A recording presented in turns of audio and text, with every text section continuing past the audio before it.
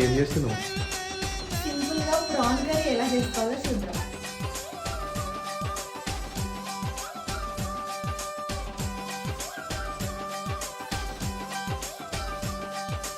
ఉట్టి మీద కూడు ఉప్పు చేపతోడు,